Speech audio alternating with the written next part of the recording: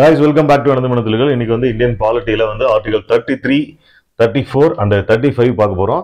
So previous வீடியோஸ்ல எல்லாம் வந்து 32 வரைக்கும் நம்ம டீடைல்டா பார்த்துருப்போம். ஸோ இது வந்து டிஎன்பிஎஸ்சி எக்ஸாம் எழுதுறவங்களுக்கு, யூபிஎஸ்சி எக்ஸாம் எழுதுறவங்களுக்கு, தமிழ் மீடியம் எழுதுறவங்களுக்கு ரொம்ப ரொம்ப ரொம்ப யூஸ்ஃபுல்லா இருக்கும் இந்த வீடியோஸ். ஸோ சப்ஸ்கிரைப் பண்ணலாம், சப்ஸ்கிரைப் பண்ணிக்கோங்க. தொடர்ந்து வீடியோஸ் வாட்ச் பண்ணுங்க. உங்களுக்கு இந்த வீடியோ, அதாவது இந்த சீரியஸ் எண்டில் உங்களுக்கு எல்லா பிடிஎஃப் நான் வந்து கொடுக்குறேன். ஸோ ஆர்டிகல் 33 என்ன சொல்லுது அப்படின்னா, ஆயுதப்படை, ஆர்ம்டு ஃபோர்சஸ், அதாவது ஆர்ம்டு ஃபோர்சஸ், காவல் படை, police forces, armed forces, police ஃபோர்சஸ்னா போலீஸ் ஃபோர்சஸ் தெரியும். நம்ம ஆர்ம்டு ஃபோர்சஸ்னா பாராமிலிட்டரி, மிலிட்டரி எல்லாருமே தான். இவங்களுக்கு வந்து அடிப்படை உரிமைகள்ல வந்து ரெஸ்ட்ரிக்ஷன் இருக்கு. அதுக்கான சட்டங்களை இயற்றலாம் பாராளுமன்றம். அதுக்கான அதிகாரத்தை வந்து கொடுக்குற ஆர்டிகல் இதுதான். ஸோ இது ஆர்ம்டு ஃபோர்ஸ் யாராருக்கெல்லாம் அது அப்ளிகபிள் ஆகும் அப்படின்னா, armed forces, paramilitary, intelligence based units. அடுத்தது ஒன்லி பார்லிமெண்டால மட்டும்தான் இந்த சட்டங்களை வந்து இயற்ற முடியும், மாநில சட்டமன்றங்களால வந்து பண்ண முடியாது அப்படின்னு சொல்லி சொல்றாங்க. ஸோ இது நோட்டபிள்.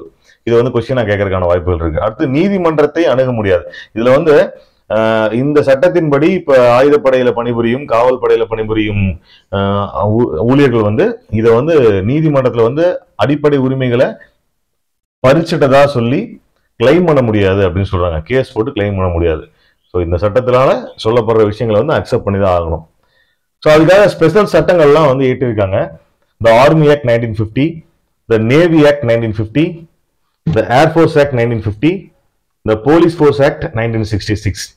ஸோ இந்த 4 ஆக்ட் மூலமா இந்த அடிப்படை உரிமைகள்ல சில ரெஸ்ட்ரிக்ஷன் கொடுக்குறாங்க இந்த காவல் படைகளுக்கெல்லாம், ஆர்ம்டு ஃபோர்ஸஸ்க்கெல்லாம். இதுல என்னென்ன தடைகள் இருக்கு அவங்களுக்கு அப்படின்னா, பேச்சுரிமை. இந்த சட்டங்களால வந்து பேச்சுரிமை, அதுல வந்து மாற்றங்கள் இருக்கு, அதுல வந்து ரெஸ்ட்ரிக்ஷன் இருக்கு. எல்லாத்தையும் பேசிட முடியாது. ஸோ சங்கங்கள் வந்து அமைக்கக்கூடாது அப்படின்னு சொல்லி அதுல சொல்லியிருந்தாங்க. இந்த சட்டங்களை சொல்லியிருந்தாங்கன்னா அமைக்கக்கூடாது இந்த ஆர்டிகல் படி, ஆர்ம்டு ஃபோர்ஸஸ்ல வேலை செய்யறவங்க. அடுத்தது மீடியா, அதாவது பிரஸ்ல வந்து எந்த ஒரு கம்யூனிகேஷனும் பண்ணக்கூடாது, பொது மாநாட்டில் கலந்துக்க கூடாது, ப்ரொட்டஸ்ட் போராட்டங்கள்ல எதிரையும் கலந்துக்க கூடாது. ஸோ இதுதான் அதுல ரெஸ்ட்ரிக்ஷன். இதுல ஆர்ம்டு ஃபோர்ஸஸ்ல வேலை செய்யற போலீஸ் அண்ட் ஆர்மி மென்னுக்கு மட்டும்தானா அப்படின்னு கேட்டீங்கன்னா இல்ல.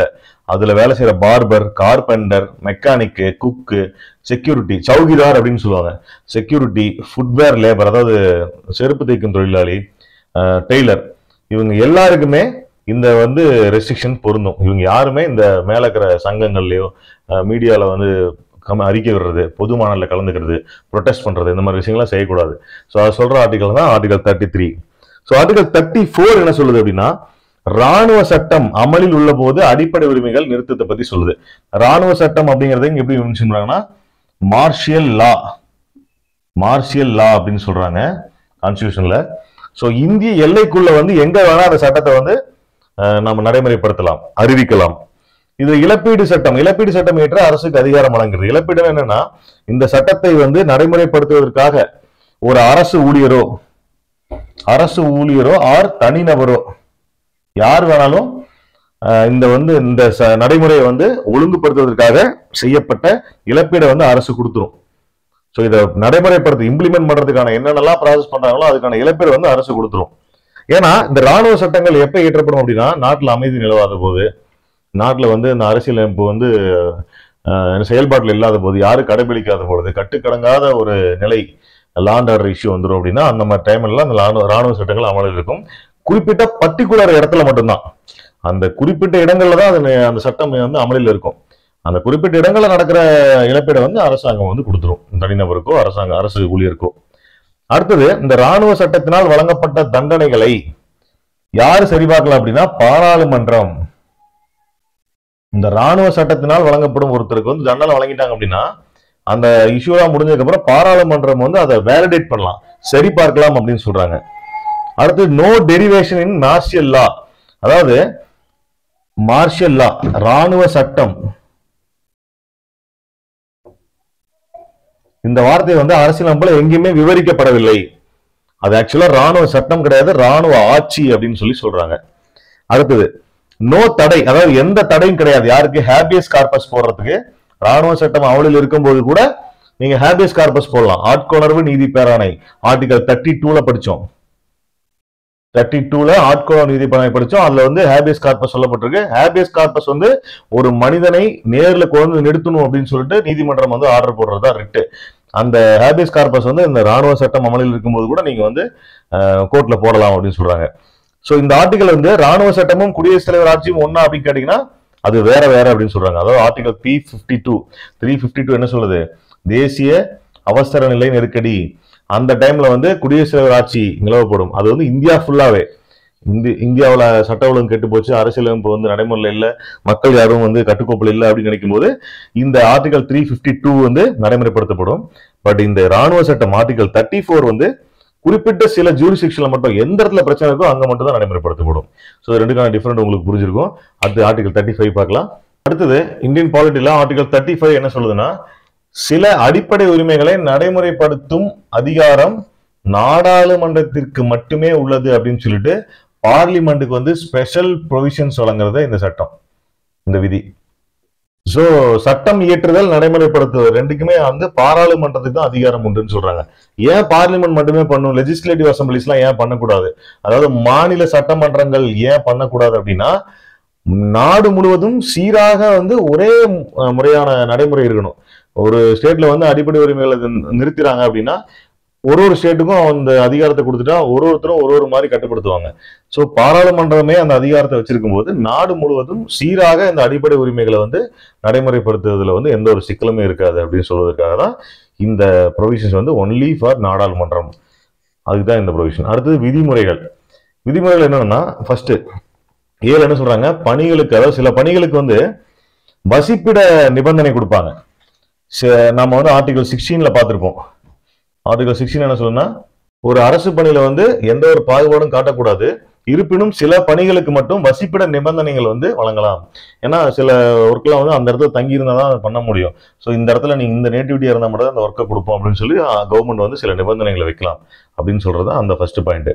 அடுத்தது மற்ற நீதிமன்றத்திற்கு உத்தரவு பிறப்பித்தல். அதாவது ஒரு உயர் நீதிமன்றம் உச்ச நீதிமன்றம் இல்லாம கீழுள்ள நீதிமன்றங்களுக்கும் அந்த ரிட்டு இந்த மாதிரி விஷயங்களை வந்து விசாரிக்கிறதுக்கு உத்தரவு கொடுக்கறதுக்கான அதிகாரத்தை வந்து இந்த பி வழங்குது. அடுத்து சி என்ன சொல்லுதுன்னா, அதே ஆர்ம்டு ஃபோர்ஸ், போலீஸ் ஃபோர்ஸ், ஆயுதப்படை மற்றும் காவல் படைக்கு வந்து கட்டுப்பாடு விதிப்பதில் வந்து பாராளுமன்றம் மட்டும்தான். அதுக்கு தான் இப்பதான் பார்த்தோம் ஆர்டிகல் 33ல என்ன பார்த்தோம், ஆயுதப்படை மற்றும் காவல் படைகளுக்கு வந்து சில அடிப்படை உரிமைகள் வந்து கட்டுப்பாடு விதிக்கலாம் அப்படின்னு சொல்லி ஆர்டிகல் 33 சொல்லுது. அதை வந்து இந்த கோர்ட்ல போட்டு கிளைம் பண்ண முடியாது, விதிச்சதுதான். அடுத்து ராணுவ சட்டம். ராணுவ சட்டம் நடைமுறையில் இருக்கும்போது இழப்பீடு கொடுக்குறாங்கன்னு சொல்றோம் இல்லையா, ஆர்டிகல் 34. அதை நடைமுறைப்படுத்துவதற்காக யார் வந்து இழப்பீடு இழந்திருக்காங்களோ அவங்களுக்கு வந்து இழப்பீடு கொடுக்கும், தனிநபராக இருந்தாலும் சரி அரசு ஊழியராக இருந்தாலும் சரி, அதுக்கான ப்ரொவிஷன்ஸ். ஸோ இதெல்லாமே பார்லிமெண்ட் நாடாளுமன்றத்தால் பண்ணக்கூடியது. அடுத்து 2வது பாயிண்ட் பாருங்க, அடிப்படை உரிமைகள் குறித்த தண்டனை அதை வந்து நிறைவேற்றுறதுக்கான அதிகாரத்தை பாராளுமன்றத்துக்கு வழங்குது. அதுல ஃபர்ஸ்ட் என்னன்னா தீண்டாமை, ஆர்டிகல் 17. தீண்டாமை டிஸ்கிரிமினேஷன்ல வந்து ஒருத்தர் தள்ளி வச்சா அதுக்கான தண்டனை வந்து வழங்கலாம். அடுத்தது ஹியூமன் டிராபிகிங், அதாவது ஆள் கடத்தல் மற்றும் கட்டாய உழைப்பு, இது வந்து ஆர்டிகல் 23. ஸோ எக்ஸ்ப்ளோய்டேஷன்ல வரும். ரெண்டையுமே வந்து இந்த அடிப்படை உரிமைகள் குறித்த தண்டனை வழங்கலாம். இது சம்பந்தமான தண்டனைகளை பாராளுமன்றம் வழங்குது.